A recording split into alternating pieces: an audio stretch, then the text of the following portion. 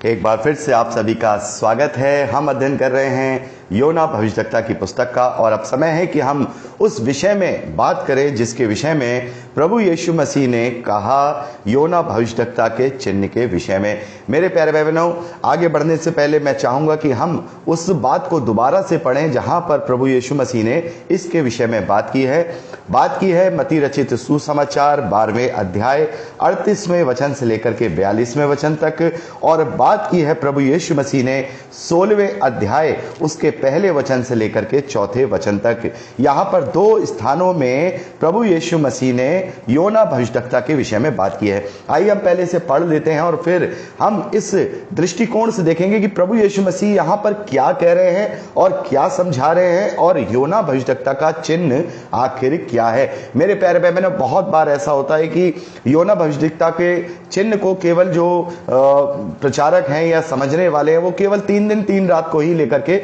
बैठ जाते हैं कि भाई प्रभु यीशु मसीह 3 दिन 3 रात जो है अधलोक में रहे, जैसे योना मछली के पेट में रहे वैसे रहे। ये बहुत बड़ा चिन्ह है। लेकिन मेरे प्यारे भाई बहनों, यहाँ चिन्ह क्या है आज मैं आपके साथ डिस्कस करना चाहूंगा। पहले हम इसे पढ़ लेते हैं। 38वां वचन में यहाँ मत्ती रचित सुसमाचार 12वें अध्याय से पढ़ रहा हूं।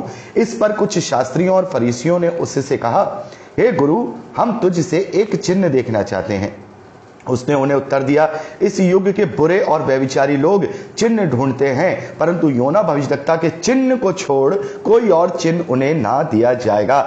योना भविष्यद्वक्ता के चिन्ह को छोड़ कोई और चिन्ह नहीं दिया जाएगा, और इस युग के बुरे और व्यभिचारी लोग चिन्ह ढूंढते हैं। मेरे प्यारे भाई बहनों, यही है 39वां वचन जहां प्रभु यीशु मसीह बहुत गहरा संदेश अपने लोगों को और उस वक्त शास्त्रियों और फरीसियों को दे रहे हैं। प्रभु कहते हैं, योना 3 दिन और 3 रात जल जंतु के पेट में रहा, वैसे ही मनुष्य का पुत्र 3 रात 3 दिन पृथ्वी के भीतर रहेगा। बड़े ध्यान से यह बात प्रभु ने कहा कि जैसे योना रहा वैसे मैं अधोलोक में रहूंगा। यहां पर प्रभु कहते हैं 41वें वचन में, नीनवे के लोग न्याय के दिन, बड़े ध्यान से, यही है वो चिन्ह मेरे प्यारे भाई बहनों जो प्रभु यीशु मसीह यहां पर कह रहे हैं कि नीनवे के लोग न्याय के दिन इस युग के लोगों के साथ उठकर उन्हें दोषी ठहराएंगे, क्योंकि उन्होंने योना का प्रचार सुनकर मन फिराया।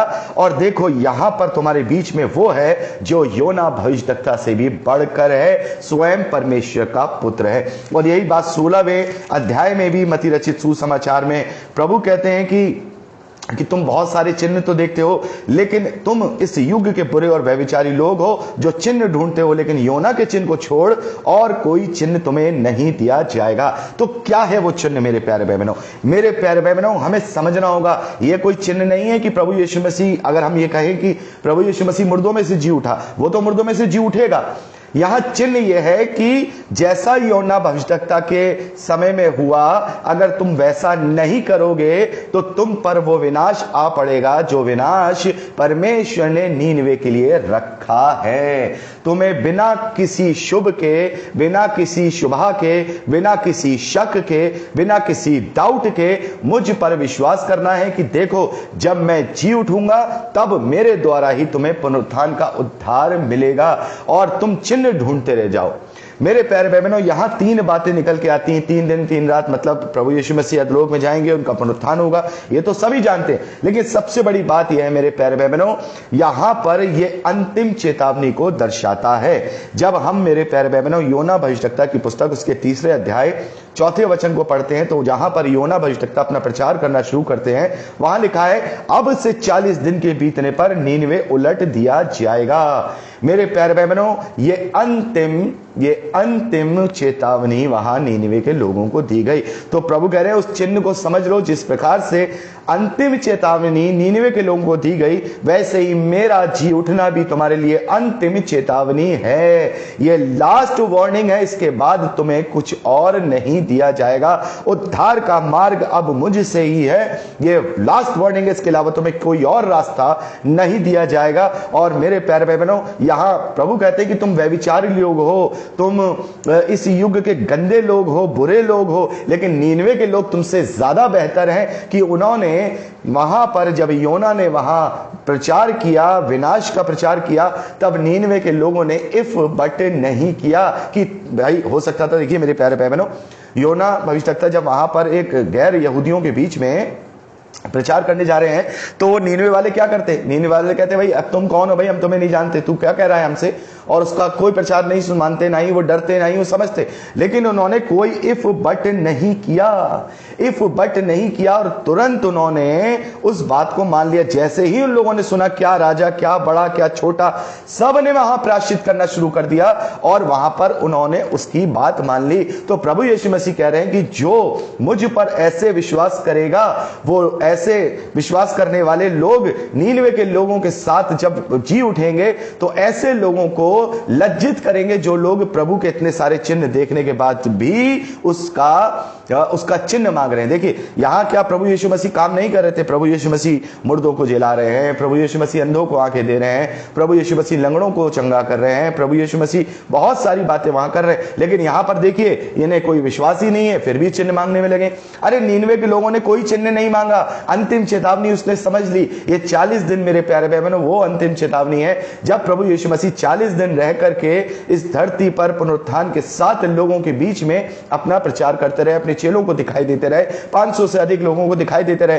तो यहां पर अगर उस बात को, क्योंकि प्रभु ने अपने 500 से ज्यादा गवाह वहां दे दिए थे मेरे प्यारे भाई बहनों, यहां नीनवे को कोई आश्चर्यक्रम नहीं दिखाया गया, कोई गवाह नहीं दिखाई दिए, कोई इस तरीके की बात नहीं थी कि उन्होंने चिन्ह मांगा, कोई चमत्कार मांगा कि भाई तू बता तू परमेश्वर की ओर से है या नहीं। लेकिन नहीं, यहां उन्होंने मान लिया, राजा तक ने मान लिया। क्यों? क्योंकि वो उस पर विश्वास कर रहे थे। तो प्रभु कह रहे थे कि तुम ऐसा विश्वास मुझ पर करो। नीनवे के लोग न्याय के दिन उठकर तुम्हें क्या करेंगे, तुम्हें दोषी ठहराएंगे, क्योंकि केवल उन्होंने वहां योना का प्रचार सुना था और उन्होंने अपना मन फिराया। लेकिन तुम तो आज जिसका प्रचार सुन रहे हो वो तो योना से भी बढ़कर है, तो केवल वही चिन्ह तुम्हें दिया जाएगा। तो चिन्ह क्या है? चिन्ह है जो परमेश्वर ने थोमा से कहा कि तूने तो मुझे देख करके विश्वास किया, लेकिन धन्य है वे जो मुझे बिना देखे विश्वास करते हैं। यही चिन्ह है मेरे प्यारे भाई बहनों। यहाँ ये चिन्ह नहीं है कि प्रभु यीशु मसीह मुर्दों में से जी उठा, उसके तो 500 लोग गवाह बने हैं। हम पहला कुरिन्थियों 15वें अध्याय में पढ़ते हैं कि प्रभु यीशु मसीह जब जी उठा तो अपने चेलों को दिखाई दिया और साथ में 500 लोगों से भी ज्यादा लोगों को दिखाई दिया, और वो गवाह बने।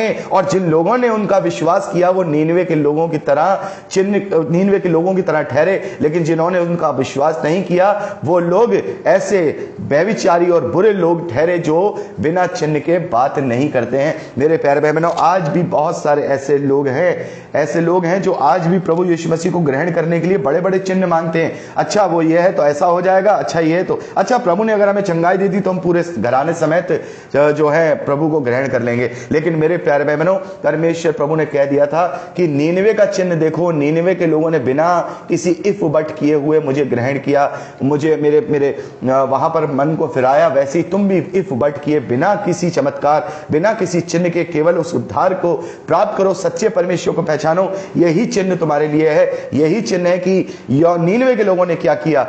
यह चिन्ह नहीं है कि बहुत बड़ा चमत्कार हुआ कि वो जीव जंतु के जल में पेट में रहा और वापस जीवित हो गया। ये चिन्ह नहीं है। चिन्ह यह है कि उन्होंने बिना किसी शुभा के, बिना किसी शक के, बिना किसी आर्ग्यूमेंट के, बिना किसी विवाद के उन्होंने योना भविष्यवक्ता के ऊपर विश्वास किया, प्रायश्चित किया, और परमेश्वर ने उन्हें उद्धार दिया। यानी कि उनको उनके पापों से क्षमा देकर उनके विनाश की जो उसने जो सोचा था वो अपनी योजना बदल दी, अपनी इच्छा बदल दी। तो मेरे प्यारे भाई बहनों, ये अंतिम चेतावनी और ये यहाँ पर जो प्रायश्चित है वो बिना किसी बिना किसी शक के, बिना किसी शुभा के करने के लिए परमेश्वर प्रभु यीशु मसीह ने चिन्ह दे दिया कि अब यही चिन्ह है तुम्हारे पास। और ये लास्ट वार्निंग है, ये लास्ट वार्निंग है। इसके अलावा अब तुम्हारे पास कोई भी समय नहीं। अब कोई वापस दोबारा से कोई मसीह आकर के तुम्हारे लिए क्रूस पे नहीं चढ़ेगा, तुम्हें अब वापस से कुछ नहीं समझाया जाएगा। यही है तुम्हारे लिए, मान लो, नहीं तो नीनवे के लोग तुम्हें न्याय के दिन दोषी ठहराएंगे क्योंकि वो तुमसे बेहतर हैं। और प्रभु ने एक और बात यहां कहा कि दक्षिण की रानी न्याय के दिन इस युग के लोगों के साथ उठकर उन्हें दोषी ठहराएगी, क्योंकि वो सुलेमान का ज्ञान सुनने के लिए पृथ्वी की छोर पर गई। और देखो यहाँ वो है जो सुलेमान से भी बढ़कर है। तो यदि तुम मुझे नहीं समझ रहे हो, यदि तुम मेरे खोजी नहीं हो, तो तुम अपने विनाश के खुद जिम्मेदार ठहरोगे और तुम लोग नष्ट हो जाओगे। इसलिए नीनवे के लोगों का चिन्ह जानो, नीनवे के लोगों का चिन्ह पहचानो। नीनवे का एक ही कहने का मतलब, वहां पर उस पूरे योना भविष्यद्वक्ता की पुस्तक का एक ही चिन्ह प्रभु ने बताया कि उन्होंने कोई वहां आर्ग्यूमेंट नहीं किया और पूरे बिना किसी चिन्ह के, बिना किसी चमत्कार के, बिना किसी शक के, बिना किसी आर्ग्यूमेंट के वहां पर उन्होंने मन को फेराया, प्राश्चित किया और उन्होंने उद्धार को प्राप्त किया। ऐसे ही तुम भी मेरे लोगों के द्वारा जब तुम पर गवाही होगी, तुम्हें गवाही दी जाएगी कि प्रभु यीशु मसीह हमारे पापों के लिए मरा, वह गाड़ा गया और मुर्दों में से तीसरे दिन जी उठा। जब इसका प्रचार मेरे गवाह लोगों के बीच में करेंगे तो जो लोग बिना किसी शक शुबा के उसको ग्रहण कर लेंगे, क्रूस की कथा को अपने हृदय में ग्रहण कर लेंगे, तो वो लोग उद्धार पाएंगे। और जो लोग ग्रहण नहीं करेंगे उनके लिए वो मूर्खता रहेगी और वो अपनी मूर्खता से ही नष्ट हो जाएंगे। तो मेरे प्यारे भाई बहनों, यही है प्रभु का वो चिन्ह जो प्रभु ने यहां पर बताया कि देख लो, यही चिन्ह दिया जाएगा, इसके अलावा और कोई चिन्ह नहीं है। मतलब कोई चिन्ह नहीं दिया जाएगा। कहने का मतलब यह प्रभु का है कि तुम्हें यह चिन्ह दे दिया है कि तुम्हें कोई चिन्ह नहीं दिया जाएगा, तुम्हें गवाही पे विश्वास करना होगा। एक बार विश्वास करो, देखो तुम्हारा जीवन कैसे अद्भुत रीति से बदलता है। और आज गवाहों के पास भी बहुत सारी गवाहियां हैं, क्योंकि जो गवाहों को सुन करके, सुसमाचार सुनाने वालों को सुन करके प्रभु पर विश्वास करते हैं, उनके जीवन में भी अद्भुत गवाहियां उत्पन्न होती हैं।